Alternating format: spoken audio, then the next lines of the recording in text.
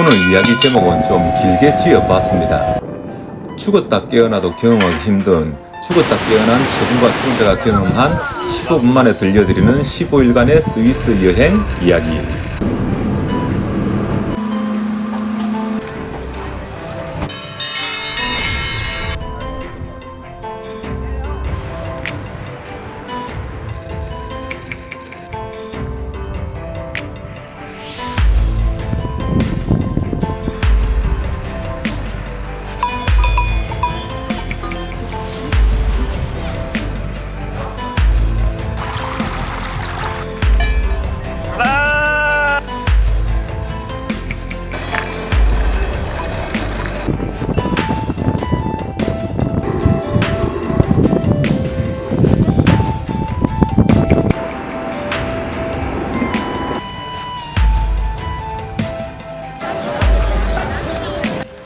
코로나 이후 4년 만에 15일간의 피똥 싸는 스위스 여행 다녀온 이야기를 단 15분 안에 숨도 안 쉬고 들려드리겠습니다.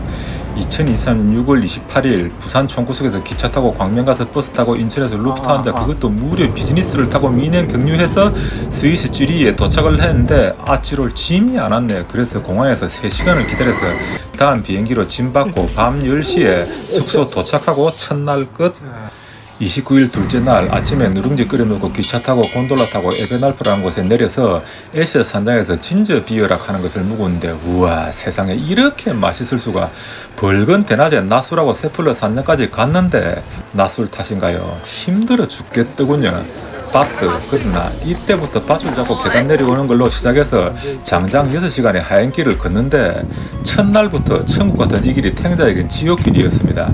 안 그래도 인생도 내리막길인데 머슴의 둘이 메스머 산장에 도착해서 탱자 혼자 콜라 2병 까고 정신 차려서 다시 제알프제로 내려오면서 퇴근하는 염소대와 환상적을 조우를 하고 내려와서 동화마을 아펜첼에 도착해서 저녁으로 또 진제 비어를 2병 까먹고 둘째 날도 마무리. 6월 30일은 쥐리 시내 구경을 가는데 이날 날씨가 흐려서 사랑의 불시자 촬영기라는 린데토프도 그저 그랬고 라인강의 보석이라는 슈타인 암라인도 시큰둥 무노트성도 그저 그랬습니다. 하지만 라인 폭포는 날이 흐려도 정말 대단했습니다. 7월 1일은 드디어 해발 3020m 티틀리산 전망대에 올랐습니다. 처음으로 한여름에 눈구경하고 곤돌라 타고 내려와서 트리프제 호수를 고도리 방향으로 돌아 산장에서 오늘은 그냥 콜라랑 점심을 먹고 호수와 새끼 소들을 구경하면 쉬어 내려와서 곤돌라를 탈락하는데 세상에 사람이 없네요. 우찌하는지를 몰라서 이것저것 누르다 비상 버튼을 눌러버려서 우찌 저쩌저쩌 해서 내려는 왔는데 관리자한테 욕을 태백이로 들어먹고 생판 처음 트로티 바이크를 타고 내려왔는데 재미는 없고 차에 받쳐 죽을 뻔했습니다. 7월 2일은 그렇게 아름답다는 슈토스 리지 하이킹을 하기 위해서 슈토스 마을가는 신기하게 생긴 곤돌라 타고 올라가서 안갯길을 걷다가 스키리프트를 탔는데 올라가 보니 이거 뭐 눈에 뵈는 게 없네요. 아무것도 보이지 않는 안갯길을 3시간 동안 피똥 싸가며 걷다가 이제 다 걷고 나니 그제서야 안개가 그쳐서 거기 사는 새끼 염소랑 토킹 어바웃 잠시 하고 내려와서 허겁지겁 또 리기산을 올라갔는데 여기도 또 아무것도 못 보고서 내려와서 루체런스 유람선 타고 숙소로 돌아와서 안개 속에 하루 끝.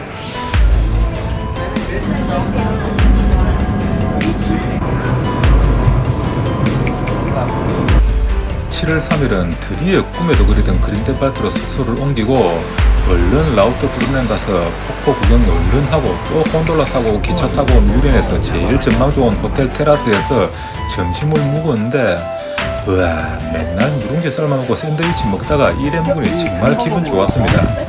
최군이 뮤렌 통나무 가서 사진 찍어야 된다 해서 통나무에서 도시락 까먹는 남자 쫓아내고 사진 찍고 또 푸니쿨러 타고 알멘트 후벨에서 트레킹을 시작을 했는데 우와 정말 아름다운 꽃길 고산 초원길을 지나 긴넬발트 마을로 내려와서 곤돌라 타고 숙소로 와서 맛보고도 아름다운 하루를 마무리를 지었습니다.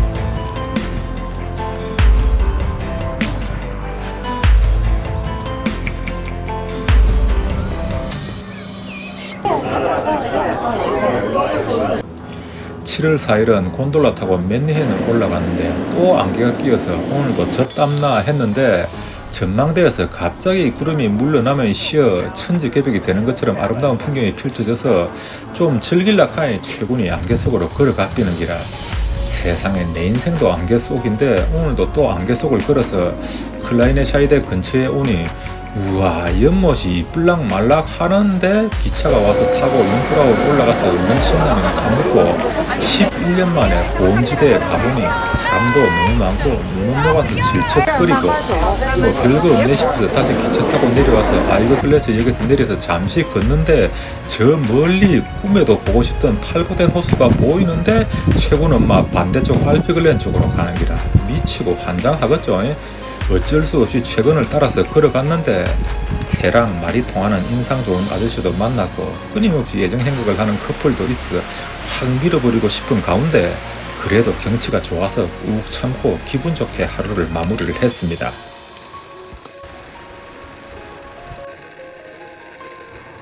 7월 5일은 아침에 정말 날씨가 좋아서 그로스의 언덕에 버스 타고 올라가서 숭구리당당 춤까지 췄는데 춤 딱 추고 나니 15분 만에 날씨가 흐려졌습니다.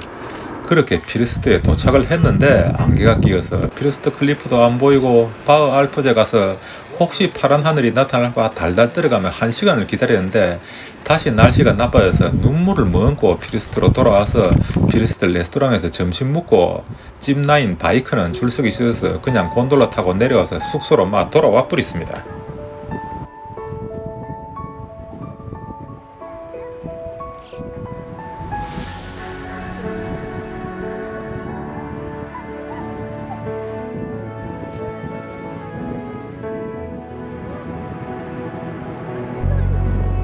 7월 6일은 빌드스빌에서 장난감 같은 기차를 타고 50분 동안을 슈니케 플라테에 올라가는데 으아 오른쪽에 보이는 호수 풍경이 우와 기가 막혔습니다. 그리고 역에서 내려서 불과 30분을 걷자 또 인트라켄과 튠, 브리엔치 호수의 환상적인 모습이 보였고 또 걸으니 또 보이고 또 보였는데 이거 돌아오는 길에는 안개가 끼어서 아무것도 보이지 않아서 그냥 내려와서 인트라켄으로 돌아와서 하드 플룸이다 하는 데서 올라갔는데 으아 정말 멋져서 하루에 한 번씩 올라가도 되겠다 싶었습니다.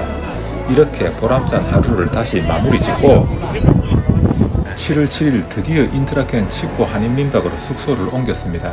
처음에는 싼맛에 묵은 한인민박이 여러모로 누추하게 느껴져서 싫었는데 또 저녁에 바베큐 파티에서 생판 처음 보는 젊고 이쁜 한국 언니들과 같이 식사를 하니 기분이 또 좋아졌습니다.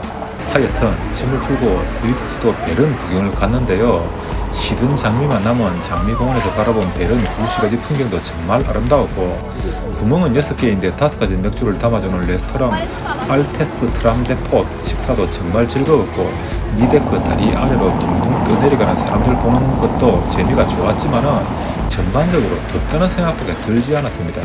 그냥 탱자는 스위스 오면 시내 구경이고 나발이고 알프스 구경만 했으면 좋겠습니다. 돌아오는 길에 튜 유람선을 타는데 우와 정말 환상적이었습니다.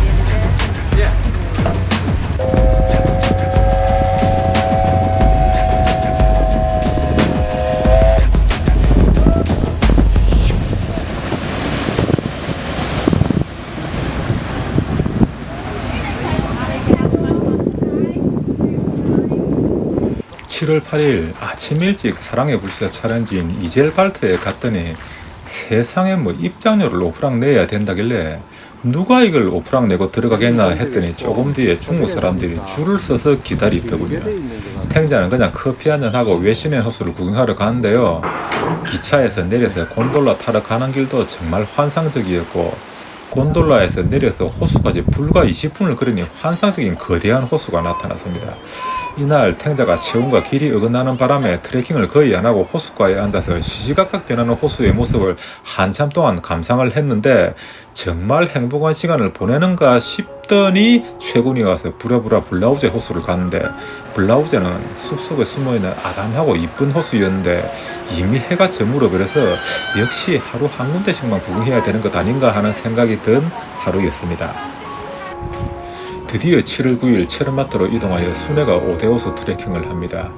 슈텔리 호수, 그린드의 호수, 그린 호수, 무스이의 호수, 라이 호수, 뭐 하나 딱히 강렬하게 인상적인 곳이 없었습니다. 오히려 별 기대가 없었던 네 번째 호수 앞에서 만난 무조건 고개부터 들이밀고 보는 얼굴 검은 양떼와의 만남이 제일 인상적이었습니다. 분명히 최군 둘째 딸이 수네가 호수가 제일 이쁘다고 했는데 탱자에게는 왜 이렇게 별로였을까요? 수네가 트레킹도 오전에 가야 호수가 이쁠 것 같습니다. 스위스 여행을 갔다 와서 나는 어디가 제일 좋더라 하는 것은 그냥 거기 갔을 때 날씨, 햇살 방향, 바람, 기분, 카페인 농도, 생리주기 등 모든 것이 제일 좋아서 그런 것이다 생각하면 될 것 같습니다. 7월 10일 새벽 5시에 일어나 별 볼 것도 없는 마테오론 일출 감상하고 거의 40만원짜리 드디어 생애 두 번째 패러글라이딩을 했습니다. 우와, 역시 정말 재미있다 했는데 이거 내려주지를 않네요. 그러더니 슬슬 멀미가 나기 시작을 해서 거의 초중음이 되어서 착륙을 했는데 또 바로 금방 괜찮아져서 호텔 조식을 배 터지게 먹고 11년 만에 곤돌라를 타고 마테오론 글라시아 파라다이스를 올라왔는데 여기는 11년 만에 다시 와도 좋았습니다. 신기하게 융프라우 요원은 똑같아서 싫었는데 여긴 똑같아도 좋네요. 좋고 싫음이 항상 논리적이지만은 않는 것 같습니다. 다시 곤돌라를 타고 내려와서 계속 마테오론이 구름 기둥에 불타는 것을 보면서 슈바라츠 호수까지 걸었는데 정말 환상적이었습니다. 요쯤에서 오늘 트레킹이 끝나나 했는데 다시 곤돌라를 타고 건너가 기차를 타고 고르너그라트로 올라가서 거기서 30분간 하행 트레킹을 함으로 드디어 이번 여행의 트레킹 일정이 다 끝나고 서서히 집에 돌아갈 생각을 하니 섭섭함이 쓰나미같이 밀려오기 시작을 합니다. 그래도 아직 2박이 더 남았으니 우울해하긴 이러다고 봐야겠죠. 7월 11일 레만 호수가 보이는 라보직으로 숙소를 옮겨서 짐을 풀자마자 레만 호수를 바라보면서 포도밭 사이를 지나 레만 호수가에 있는 한 수영장까지 카메라를 들고 내려갔다가 아줌마 몇 명이 우통을 까고 일광욕을 즐기고 있는 바람에 사진도 못 찍고 그냥 다시 올라와서 몽트레 성을 구경하기 위해서 갔는데 그 좋은 날씨가 어두컴컴해지기 시작을 하더니 몽트레 성 구경 잠시 하고 숙소로 돌아와서 잠을 자는데 밤새도록 천둥 번개가 쳐서 잠을 설쳤고 그 날씨는 다음날 12일까지도 여파를 미쳤습니다. 마지막 날 로잔과 제네바 구경은 그냥 하는 둥 마는 둥 하고 꿈과 같이 피똥 사는 15일간의 여행을 마쳤습니다. 인도 여행을 다시 떠나기 전에 15일간의 스위스 여행 이야기를 102가지 에피소드로 편집을 해서 10월 30일까지 네이버 진리와 탱자의 블로그에 예약 포스팅을 해놓으니 다시 욕심이 생겨서 8월 7일 여행을 떠나기 전에 어떻게든 동영상을 하나 올리고 가고 싶어서 급하게 동영상 편집을 시도해 보았지만 그 꿈은 이루지를 못하고 최군과 스위스 여행 다녀온 지 3주 만에 다시 후배 박군과 북인도 라다크 여행을 갔다 왔습니다. 그동안 탱자가 연로해진 관계로 10일 동안 해발 3,500에서 5,600m를 왔다 갔다 하는 고지대에서 열흘 동안 피똥을 싸면서 산소통을 부여하고 여행 투혼을 발휘해서 몸무게가 5kg가 빠졌지만 살아서 돌아왔고, 돌아오자마자 먼저 스위스 여행 동영상부터 이렇게 마무리 지어서 보여드리고 천천히 운기조식에서 진짜로 죽었다 깨어나도 더 가보기 힘든 아주 오래된 미래 이야기를 들려드리겠습니다. 15분 만에 들려드리는 15일간의 스위스 여행 이야기 이것으로 마치겠습니다. 감사합니다. 진리와 탱자였습니다. 아참, 제일 중요한 이야기를 빼먹었네요. 이번 스위스 여행을 오래전부터 계획하고 모든 것을 주관해주신 나의 오래된 친구이자 존경하는 최영임 원장님께 이 자리를 빌어서 다시 한번 감사의 말씀을 드립니다. 항상 건강하시고 다음에 더 멋진 여행 같이 하길 기대해봅니다.